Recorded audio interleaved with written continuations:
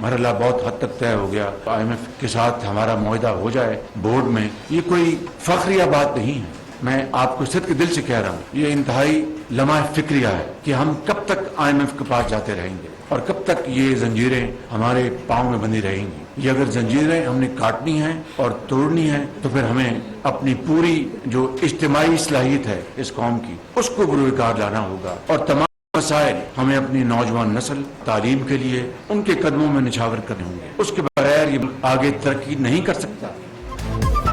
IMF سے معاہدہ لمحہ فخریہ نہیں, لمحہ فکریہ ہے. کب تک IMF کے پاس جاتے رہیں گے؟ وزیر اعظم کہتے ہیں پچھلا سال معاشی طور پر بہت مشکل رہا, رونے دھونے سے کام نہیں چلے گا, ماضی سے سبق سیکھ کر پاؤں پر کھڑا ہونا ہوگا.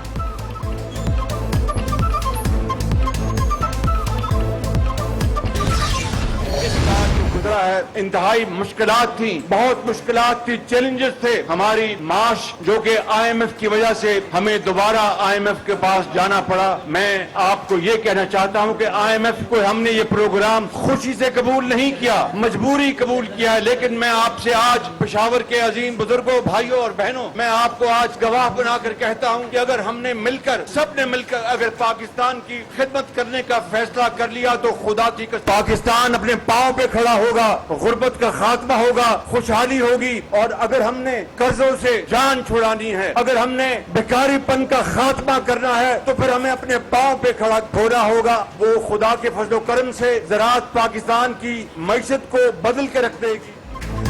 IMF پروگرام خوشی سے نہیں مجبوراً قبول کیا, بیکاری پن کا خاتمہ کرنے کے لیے اپنے پاؤں پر کھڑا ہونا ہوگا. وزیر اعظم کہتے ہیں سفارش اور کرپشن سکہ رائج الوقت ہے جس کا ضرور خاتمہ ہوگا, غربت اور بے روزگاری کا بھی خاتمہ کریں گے.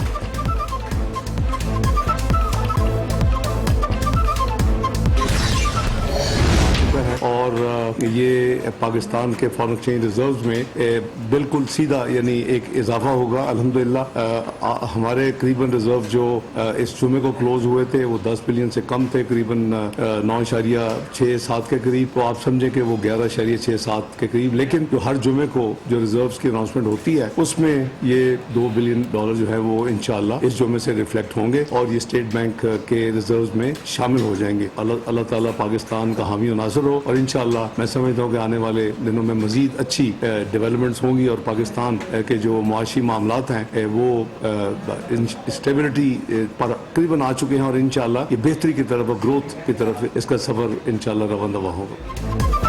ملکی معیشت کے لیے اچھی خبر, سعودی عرب نے اسٹیٹ بینک میں $2 ارب جمع کرا دیے. پاکستان کے زر مبادلہ کے ذخائر $11.6 ارب ہو گئے. وزیر خزانہ اسحاق ڈار کہتے ہیں آنے والے دنوں میں اب معاشی استحکام کی جانب بڑھیں گے.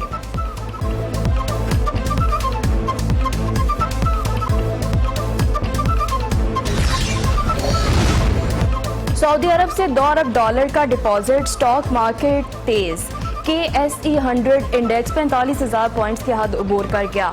اسٹاک بروکرز کہتے ہیں پاکستان کے IMF پروگرام کے ایگزیکٹو بورڈ سے منظوری کا امکان بڑھ گیا.